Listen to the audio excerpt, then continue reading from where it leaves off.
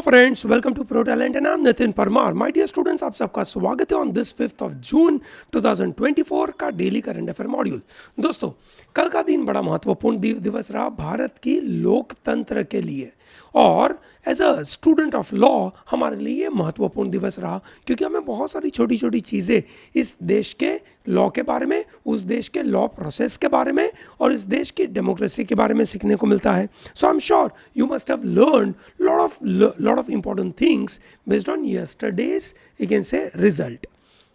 हम आपके सामने बात करने वाले हैं एक बड़ा महत्वपूर्ण communication was sent by former high court judges to president, CGI and CEC। ठीक है दोस्तों, ये जो उन्होंने कम्युनिकेशन भेजा उसी में भारत के डेमोक्रेसी की नींव रखी गई है। इस बात को हम समझे तो बड़ा फ़ायदा होगा। दोस्तों, आज के इस सेशन में ज़्यादातर फोकस हम बात करने वाले हैं आज के जो कल जो रिजल्ट आया उसके बारे में। More importantly we are going to understand this from the theoretical point of view, conceptual point of view, कि डेमोक्रेसी का आधार किसके ऊपर है। ठीक है, क्योंकि इसके ऊपर बहुत अच्छे अच्छे आरसी के पैसेजेस, लॉजिकल रीजनिंग के आर्ग्यूमेंट्स डेवलप हो सकती है और हमें एग्जाम में मदद कर सकता है हमें आंसर देने में। तो दोस्तों, यहाँ पे 7 रिटायर्ड हाई कोर्ट के जजेस ने है ना एक रिटर्न लेटर लिखा। दैट्स एन ओपन लेटर लिखते हैं जहाँ पे सब लोग उसको पढ़ सकते हैं। रेफरेंस दिया जाता है या रेफर किया जाता है उन लोगों को जिनको वो कम्युनिकेट करना चाहते हैं, पर indirectly they are telling to the entire public. Okay, so उन्होंने कहा कि there may be a possibility of constitutional crisis and President, CGI and CEC should be ready to avert any kind of constitutional crisis। avert का मतलब होता है avoid करना। to avert that means to avoid करना। yes or no? कैसे crisis? Constitutional crisis. दोस्तों, ये बात बिल्कुल बराबर होती है कि जब कभी भी कोई डेमोक्रेसी के अंदर एक पॉलिटिकल पार्टी से दूसरे पॉलिटिकल पार्टी के पास ट्रांसफर ऑफ पावर जब जाता है, ठीक है, पावर जब ट्रांसफर होता है, उस समय पे there is a possibility of constitutional crisis. What we have seen in you can say USA in the last election. आपने देखा होगा यूएसए में लास्ट इलेक्शन में इतनी बड़ी डेमोक्रेसी, इतनी पुरानी डेमोक्रेसी, इतनी मैच्योर डेमोक्रेसी, फिर भी वहाँ पे ये दिक्कत ज़रूर आई। तो यहीं पे भारत के बारे में बात हुई। दोस्तों, भारत की डेमोक्रेसी में सबसे इम्पॉर्टेंट पार्ट यही है कि हमारे यहाँ पे इस तरीके के कॉन्स्टिट्यूशनल क्राइसिस नहीं आते हैं, और ये जनता जनार्दन का आदेश है, नहीं आने देते हैं। क्यों नहीं आने देते हैं उसके बारे में क्विकली बात करेंगे, पर उससे पहले आज के दिन के ऊपर क्विकली बात, क्योंकि आगे जाकर हम इस मुद्दे के ऊपर बात नहीं कर पाएंगे। World environment day is celebrated every year on 5th of June and this year the theme is on land restoration, stopping desertification and building drought resilience. ठीक है, इस बार the global host is Kingdom of Saudi Arabia। ठीक है, that's how the World Environment Day is celebrated। चलिए वापस आते हैं हमारे उस बात के ऊपर। BJP falls short and it needs alliance to govern। BJP के पास पूर्ण बहुमति नहीं आई, 272 सीट्स उनको चाहिए थी और वो करीबन 32 सीट्स शॉर्ट रह गए। And thereby you can say thereby they need alliance। BJP जीता है ना, मेजोरिटी पार्टी की तरीके से वो आगे तो आया, ठीक है, मतलब सबसे बड़ी पार्टी के तरीके से आगे तो आया, पर मेजोरिटी हासिल नहीं कर पाया।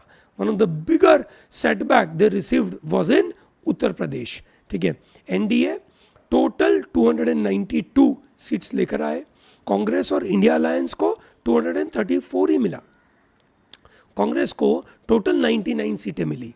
अब कांग्रेस को पिछले 2 बार के इलेक्शन में जो उन्होंने परफॉर्मेंस करा था उससे तो उनको बेहतर परफॉर्मेंस ज़रूर मिला। ठीक है, उनको बेहतर परफॉर्मेंस ज़रूर मिला। However BJP did not get majority, there alliance called NDA got majority. ठीक है ना, दैट्स वेरी क्रूशियल। तो दोस्तों, इसके साथ साथ हमने आपको बताया था 4 असेंबली इलेक्शन हुए थे, अरुणाचल प्रदेश, सिक्किम, आंध्र प्रदेश एंड उड़ीसा। आंध्र प्रदेश में Telugu Desam party TDP got, you can say, the majority and they are going to form the government. Total, you can say, इनको 135 सीट्स मिले हैं, which is a majority. Clean sweep बोलते हैं इसको, that is TDP. And similarly in, you can say, Odisha, BJD है ना, that is, you can say, Janata Dal, Biju Janata Dal did not receive the majority. काफ़ी समय से ये सत्ता पे थे नवीन पटनायक, ठीक है, और करीबन सबसे लंबे समय तक सत्ता पे रहने वाले अगर कोई सीएम हो तो वो है आपके नवीन पटनायक। 24 इयर्स तक ये सत्ता पे रहे, ठीक है, और अब इनकी जगह पे आएंगे बीजेपी 78 सीट्स के साथ, मेजोरिटी मार्क के साथ बीजेपी उड़ीसा में सत्ता पे आएगी, ठीक है। सो टोटल 4 जगह पे इलेक्शन हुआ, ठीक है, अरुणाचल प्रदेश, सिक्किम, उड़ीसा एंड आंध्र प्रदेश, ये याद रखिएगा दोस्तों। 18th लोकसभा का जो इलेक्शन हुआ, 18 जनरल इलेक्शन हुआ, उसमें से क्या इंपॉर्टेंट पॉइंट रहे उसको क्विकली समझे, है ना। समझिए दोस्तों, इस डेमोक्रेसी में we the people of India, that is people being at the core of democracy, that's a very important principle got established, ठीक है। इसलिए एस्टैब्लिश हुआ क्योंकि 18 जनरल इलेक्शन में जो बातें सब जगह से चल रही थी, प्राइमरली जो मेजोरिटी गवर्नमेंट के द्वारा चल रही थी, ठीक है, उस मेजोरिटी गवर्नमेंट को, उस पॉलिटिकल पार्टी को ये बिल्कुल एहसास कराया that people are the core of democracy. That's very crucial, ठीक है। बीजेपी को टोटल 240 सीट्स मिली, last time they got 303 seats. NDA को मेजोरिटी जरूर मिली, एनडीए के 2 की पार्टनर है JDU and TDP, they will have a significant influence on the coalition. Now we all know JDU party के नीतीश कुमार तो कभी भी मुकर सकते हैं, ठीक है, कभी इस पार्टी के साथ कभी उस पार्टी के साथ, ही नीड्स पावर, ठीक है। तो ये पावर के नज़रिए से एक वीक गवर्नमेंट बनने की संभावना बन सकती है। कल मोदी साहब ने अपनी विक्ट्री स्पीच में ज़रूर ये बात करी that we are going to work on corruption. Corruption के लिए हम स्ट्रांग बनेंगे, ये उन्होंने बात करी। करप्शन के लिए स्ट्रांग बनेंगे ये बात करना बिल्कुल यकीन से वाजिब है, पर जब आपको किसी लोगों के ऊपर डिपेंडेंट रहना पड़ेगा तो आप करप्शन के लिए काम नहीं कर पाएंगे। And more importantly will have to look at the corruption happening within the party, ठीक है। तो ये बड़ा सा दिक्कत होने वाला है। So there is a clear message by people to BJP कि भैया इतना हेट्रेड वाला, इतना पोलराइजेशन वाला, इतना डिवाइसिव पॉलिटिक्स मत खेले और एरोगेंस न दिखाइए, कंसिलिएटरी अप्रोच लगाइए। आप अपने कोएलिशन जो फॉर्म करते हैं वो आप ट्रांसैक्शनल वे में करते हैं, आप अपनी मर्जी से, है ना, जब आपको फायदा होता है तब आप उनके साथ कोएलिशन करते हैं। फायदा ना देखे, लॉन्ग टर्म सिचुएशन को देखे, यही लोगों ने बीजेपी को समझाया, ठीक है। कम्युनल पोलराइजेशन को कम करे, कम्युनल पोलराइजेशन, कम्युनिटी के मुताबिक डिवाइड करना, पोल्स में क्रिएट करना, हिंदू मुस्लिम का डिवाइड करना गलत है, इसको कम करिए, नहीं तो पंगा होगा। बीजेपी को कोएलिशन पॉलिटिक्स को समझना पड़ेगा, ये डाइवर्सिटी को समझना पड़ेगा देश के, और इस डाइवर्सिटी के साथ इसको आगे बढ़ना पड़ेगा। अपने मतलब अकेले इस डाइवर्सिटी को देखे बगैर लेकिन से एरोगेंस दिखाकर आगे बढ़ना तो बिल्कुल गलत बात है। कांग्रेस ने अपने नंबर को डबल कर दिया, ठीक है, एक तरीके से मेन अपोजिशन पार्टी बन गई, जो बड़ा इंपॉर्टेंट पार्ट है, ठीक है। और प्री पोल अलायंस और पोस्ट पोल कोएलिशन को ये अवॉइड करते थे और ये अच्छा रहा, ठीक है ना। और राहुल गांधी को जो भी इतने समय में उनके बारे में जो भी लोगों ने बुरा बोला, ठीक है ना, सबने बोला, है ना, मैंने भी बोला होगा बातों में, आपने भी बोला होगा, but now he is considered as a significant challenger to PM Narendra Modi, ठीक है। बीजेपी के जो कुछ स्ट्रेटेजीज रहे कि मोदी करिश्मा के ऊपर आगे बढ़ जाएंगे, वो तो रहा नहीं, वो तो रिटर्न दिया नहीं, ठीक है। और वो बहुत बड़ी बात है ना। कहीं पे भी कोई एक कल्ट फिगर के ऊपर, डेमोक्रेसी में कोई एक कल्ट फिगर के ऊपर, है ना, डिपेंडेंट रहना is not a good idea, है ना। और डेमोक्रेसी में हमारे इंडिया के लोगों को ये बात बिल्कुल पिकेन से तय है कि हीरो फिगर हम एक लेवल तक तो मानते हैं, पर उससे ज़्यादा हम आगे नहीं बढ़ने देते, ठीक है। कांग्रेस ने इस हीरो फिगर से दूर जाकर लाइवलीहुड इश्यूज के ऊपर बात करा, इक्विटी के ऊपर बातें करी, जो लोगों को समझ में आया, ठीक है। हावेवर दोनों पार्टी को यह समझना जरूरी है कि इंडिया की डाइवर्सिटी को रिस्पेक्ट करे और इस वर्डिक्ट से 10 नई चीजें सीखे, ठीक है। भारत का फेडरलिज्म, भारत की diversity is going to be very important, ठीक है। दोस्तों 2026 में जब सेंसस आएगा, यह संभावना है, ठीक है, उस समय पे उसके बाद डिलिमिटेशन कमीशन एस्टैब्लिश होगा और इस 543 कॉन्स्टिट्यूएंसी को अलग अलग वीकेंड से और ज़्यादा नंबरों में डिवाइड किया जाएगा, ये सुनो। और इस समय पे नई सरकार के पास सबसे बड़ी चैलेंज ये रहेगी, ठीक है। अब नई सरकार के पास एक बहुत बड़ा वीकेंड से कोलिशन का पार्ट विच इज जेडीयू, और उस जेडीयू में, है ना, कास्ट सेंसस के बारे में बातें हुई थी।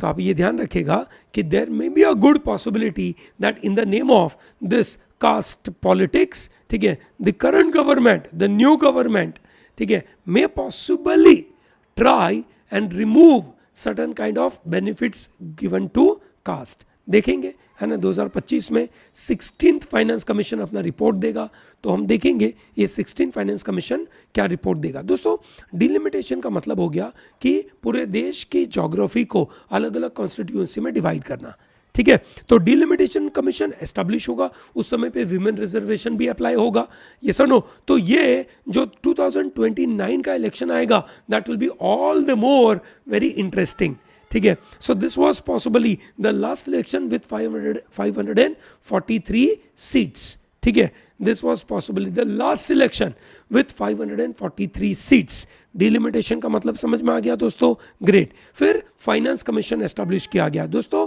फाइनेंस कमीशन का काम रहता है कि सेंटर और स्टेट के बीच में पैसों का बंटवारा कैसे हो, ठीक है। 2025 में फाइनेंस कमीशन से अपना रिपोर्ट देगा, और जो 16th फाइनेंस कमीशन है उसके चेयरमैन कौन है बताइए दोस्तों, ठीक है। 15th फाइनेंस कमीशन के जो चेयरमैन है वो है NK. Singh, okay, that is NK. Singh. मुझे आप 16th फाइनेंस कमीशन के चेयरमैन का नाम बताइए, दैट्स वेरी इंपॉर्टेंट, ठीक है। तो एक पॉलिटिकल विजडम लेके आगे बढ़ना पड़ेगा, एक वाइड कंसल्टेशन करना पड़ेगा, ठीक है। तो इंडिया की डाइवर्सिटी में कोएलिशन होना is very important, regional party का इंपॉर्टेंस बढ़ना और ऑर्गेनिक कोएलिशन होना, ऑर्गेनिक वे में आगे बढ़ना is always better than inorganic way, ठीक है ना। स्पीड चाहिए पर ऑर्गेनिक वे में ही तो आगे बढ़ेंगे। ये एक बड़ा महत्वपूर्ण मुद्दा यहाँ से बाहर निकला, चलिए बहुत अच्छी बात है, ठीक है। लोगों का इलेक्टोरल प्रोसेस के ऊपर ट्रस्ट बनना, दैट इज वेरी इंपॉर्टेंट। पिछले कुछ सालों में इलेक्टोरल प्रोसेस के ऊपर बड़े बड़े डाउट हो रहे थे, लोग ईवीएम के ऊपर डाउट क्रिएट कर रहे थे, वीवीपीएटी की डिमांड आ रही थी। आपने देखा होगा before the election supreme court में बहुत सारे बड़े बड़े केसेस हुए, ठीक है। ईसीआई को क्रिटिसिज्म मिला और अब ईसीआई और ईवीएम के ऊपर थोड़ा बहुत कॉन्फिडेंस बिल्डिंग डेवलप होने लगा, यस और नो, ठीक है। And there has to be some responsible handling of exit polls, because exit polls have a huge impact on markets. आपने देखा होगा जिस दिन एग्जिट पोल आया उस दिन मार्केट काफ़ी ऊपर उठ गया। 2 सालों में इतना ज़्यादा एक दिन में बढ़ोतरी कभी नहीं हुई, और उसके दूसरे दिन, है ना, 4 सालों में इतना नीचे नहीं गिरा, ठीक है। तो एग्जिट पोल का कहीं ना कहीं रोल है इस मार्केट को ऊपर नीचे बढ़ाने में, और उस रोल के सामने, ठीक है, एग्जिट पोल की रिस्पॉन्सिबिलिटी डेवलप होना बड़ा इंपॉर्टेंट पार्ट है, ठीक है।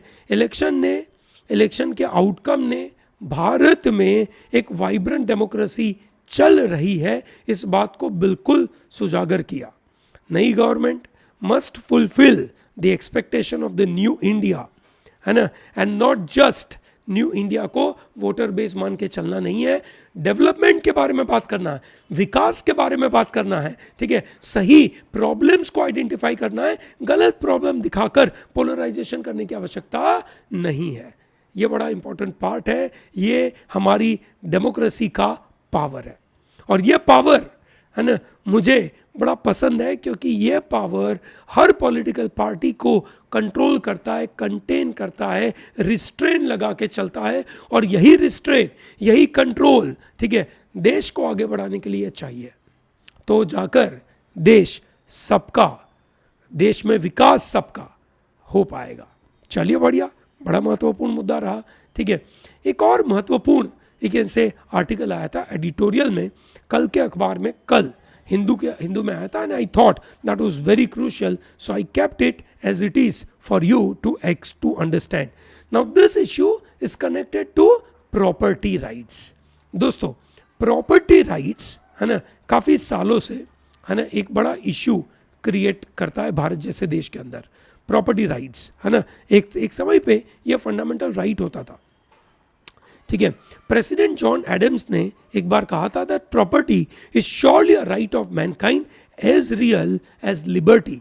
लिबर्टी जितना रियल, फ्रीडम जितनी आपको चाहिए, उतना ही प्रॉपर्टी राइट्स आपको चाहिए। ठीक है, इनिशियली भारत में property rights were fundamental rights, they were mentioned in under article number 19, ठीक है, and later it was converted into a constitutional right, ठीक है, and there were lot of debate were happening between courts and legislature about this issue कि property rights को हम constitutional rights रखें, fundamental rights रखें, किस तरीके के अधिकार रखें।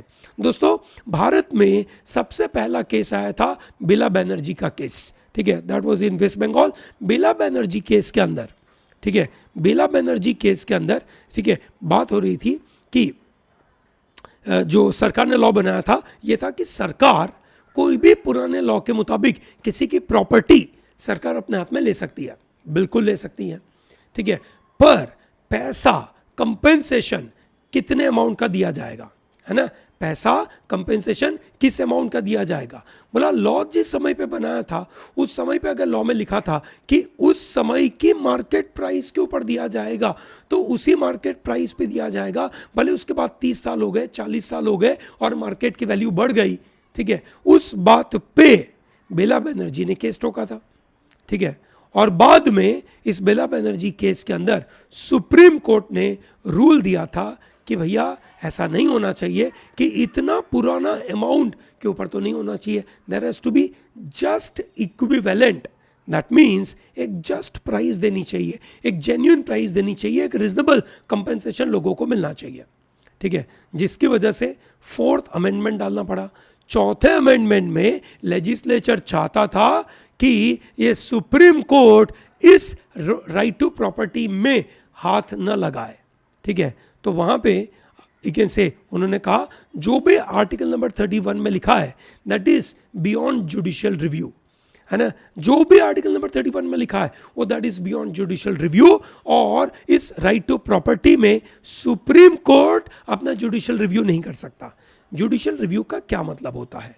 जुडिशियल रिव्यू का मतलब होता है कि अगर लेजिस्लेचर ने कोई लॉ बनाया और लेजिस्लेचर ने कोई लॉ बनाया और जुडिशरी को अगर वो लगता है कि वो लॉ कोई फंडामेंटल राइट्स को वायलेट करता है, ठीक है, या उसको रिड्यूस करता है, या उसको एब्रोगेट करता है, या उसको एक तरीके से, है ना, अब्यूज करता है, मिसयूज करता है, ठीक है, लेजिस्लेचर अपने आप को, अपने पावर को गलत तरीके से यूज करते हुए अगर परेशान करता है फंडामेंटल राइट को, तो जुडिशरी के पास पावर है उसको रिव्यू करने का। उस रिव्यू के प्रोसेस को बोलते हैं जुडिशियल रिव्यू, और उस रिव्यू करने के बाद उस फंडामेंटल राइट को वो वायलेट कर देंगे, उस पर्टिकुलर लॉ को वायलेट करेंगे जो फंडामेंटल राइट को परेशान करता है।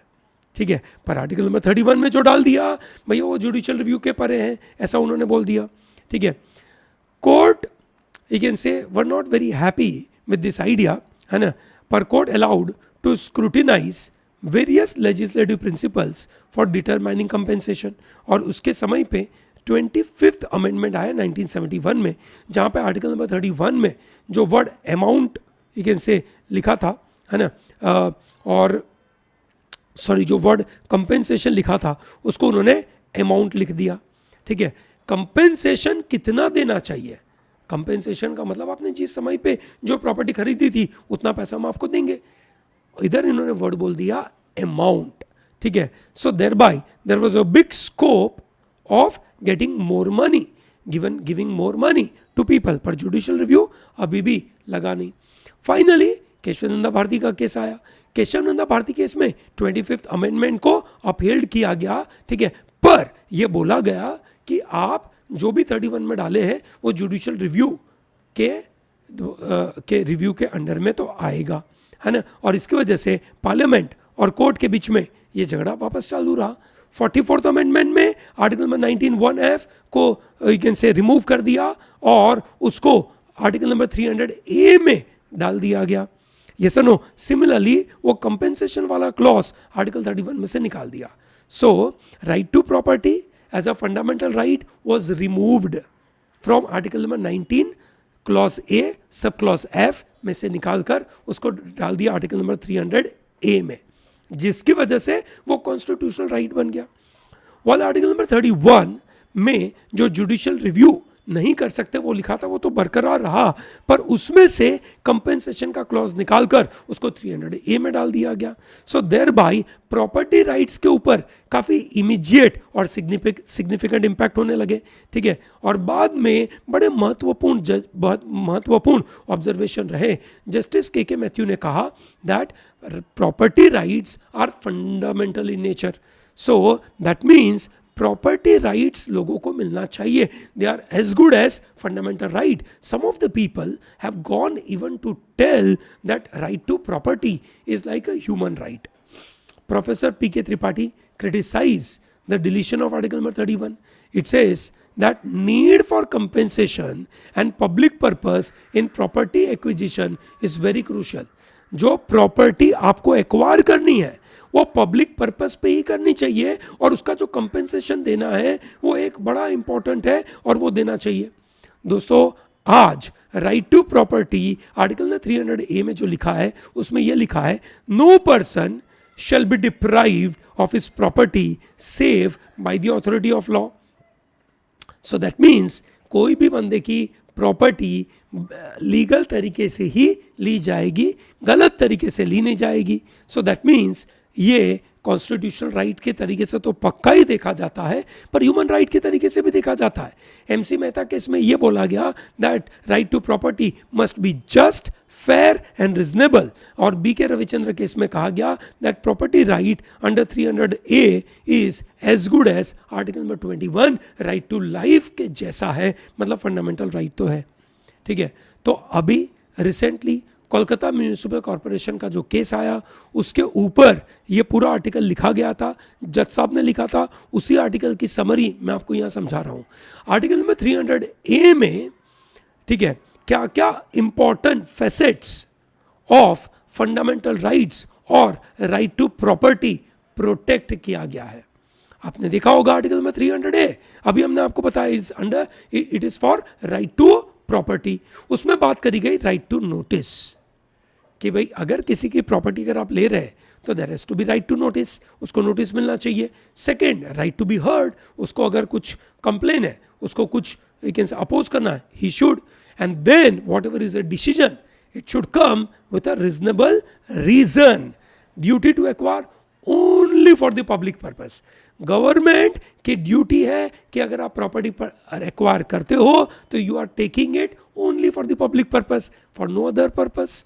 राइट टू रेस्टिट्यूशन और फेयर कंपेंसेशन, जिसकी प्रॉपर्टी अगर आप लेते हो उसको प्रॉपर कंपेंसेशन तो मिलना चाहिए, ठीक है। Right to efficient and expeditious process, है ना, एफिशिएंट भी होना चाहिए और जल्दी भी होना चाहिए। एक्सपीडिशियस वर्ड नोट करना, एक्सपीडाइट से आया है ये word, expedite.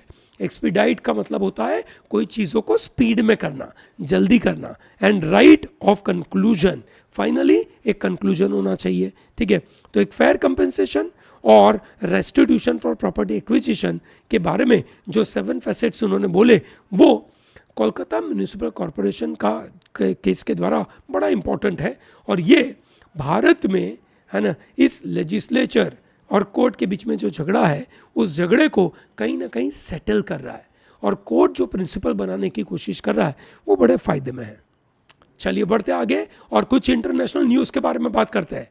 Leftist leader from Mexico, और मैक्सिको की इतिहास में पहली बार the female president got elected. कुछ भी होता, जो भी इलेक्शन का रिजल्ट आता, फीमेल ही जीतने वाली थी क्योंकि दोनों आमने सामने थे, दोनों female. Claudia Sheinbaum is the first woman president of the Mexico, है ना। The outgoing president Andres Manuel Lopez Obrador, ठीक है ना, उन्होंने इनको अपनी सत्ता की भागदौड़ हाथ में दे दी, है ना, मैक्सिको में पहली बार। सो नोट करना दोस्तों, ये आपको दिसंबर की एग्जाम में सवाल पूछा जा सकता है, that's a very important. Pakistan से न्यूज आ रहा है, एक पाकिस्तानी क्रिश्चियन, ठीक है, who was attacked by a mob for blasphemy, he dies. दोस्तों पाकिस्तान में ब्लास्फेमी के लॉ बड़े स्ट्रिक्ट है और उसमें फांसी की सज़ा भी मिलती है, और उस सज़ा की वजह से वहाँ के लोग भी हाथों में सत्ता, हाथों में कानून ले लेते हैं, ठीक है। Blasphemy, what is blasphemy? Blasphemy का मतलब होता है धर्म के खिलाफ कुछ बुरा बुरा बोलना, किसी की धार्मिक भावनाओं को ठेस पहुंचाना। एक पाकिस्तानी क्रिश्चियन था, he was accused of blasphemy, he was attacked by a mob last month, ठीक है, and he got lot of injuries, ठीक है, और बाद में करीबन एक आध महीने के बाद, है ना, उसकी डेथ हो गई। 100 से ज़्यादा लोगों ने उसको मारा था। पाकिस्तान के ex prime minister Imran Khan got acquitted in cipher case and few other case. Tehreek-e-Insaf नाम की पार्टी वो चलाते थे, ठीक है ना। What was the case? The case pertains to incident in which Mr. Khan showed a piece of paper which is allegedly a copy of a diplomatic communication at a public rally in Islamabad, ठीक है, claiming that it is a proof of a conspiracy against him or his government by a foreign power, referring US diplomat, ठीक है। तो उन्होंने मतलब जो दो देशों के बीच में एक सीक्रेट कम्युनिकेशन होता है, उस सीक्रेट कम्युनिकेशन का कागज़ पब्लिक में दिखाया, और इसकी वजह से इनको नाम दिया गया साइफर केस। उसमें से वो एक्विट हो गए, है ना, उसमें से वो एक्विट हो गए। इसके आगे इनके ऊपर आरोप लगा था तोशखाना का करप्शन का केस, उसमें से भी एक्विट हो गए, ठीक है। तो अभी तक तो एक्विट हो ही रहे, देखते हैं, है ना, ये रिलीज होंगे कि नहीं, क्योंकि अभी भी उनके खिलाफ एक बड़ा फेमस केस है ना, विच इज़ इद्दत केस, है ना, विच इज़ इलीगल मैरिज का केस है। देखते हैं क्या होगा, ठीक है, आगे देखेंगे क्या होगा। ऑस्ट्रेलिया के पास मिलिट्री की भरपूर कमी है, मिलिट्री पर्सोनल की कमी है। So now Australia will allow non citizens to join its armed forces, ठीक है, क्योंकि ऑस्ट्रेलिया का population sparsely you can say distributed है, बहुत छोटा है, बहुत कम है, और उन्होंने अब कहा that they will be allowing non-citizens, but they have to be resident of Five Eyes group of countries. Five Eyes कौन कौन से नेशंस है? Britain, New Zealand, Canada and USA. पांचवा कौन? ऑस्ट्रेलिया खुद। फाइव आइज, उनमें से कोई भी कंट्री का रेसिडेंट होगा, उनको वो अपने यहाँ पे मिलिट्री में डालेंगे। 5 कंट्रीज कौन सी हो गई भैया, है ना, एक तो खुद हो गया, है ना, दूसरा हो गया यूके, फिर हो गया आपका कनाडा, है ना, फिर हो गया आपका यूएसए, और फिर हो गया आपका न्यूजीलैंड। 5 आइज। अभी इनके पास काफ़ी कम आर्मी के लोग हैं, ठीक है, चलो बढ़िया। So this is what the module from my side for the day. I'm sure you must have enjoyed today's module. आज का मॉड्यूल बड़ा मज़ेदार था, बहुत छोटी छोटी चीज़ें काम की, जीके की हमने आपको बताई, और उसके साथ साथ कुछ इंपॉर्टेंट कॉन्सेप्ट भी बताए। राइट टू प्रॉपर्टी, प्लीज़ ये आर्टिकल पढ़िएगा, और राइट टू प्रॉपर्टी के अंदर जो मैंने आपको कॉन्सेप्ट बताया, आर्टिकल 19(1)(f) को अगेंस्ट से 44th अमेंडमेंट के द्वारा निकाल दिया था, और 300A में डालकर उसको फंडामेंटल राइट में से शिफ्ट करके कॉन्स्टिट्यूशनल राइट बना दिया था, ठीक है ना, ये आपको पता होना चाहिए। ग्रेट दोस्तों, ठीक है। So with this I am closing this module. Thank you very much for joining with me today. All the best, and don't miss out to like this video, subscribe our channel, and tell to large number of people to be part of ProTalent. Thank you. Have a great day.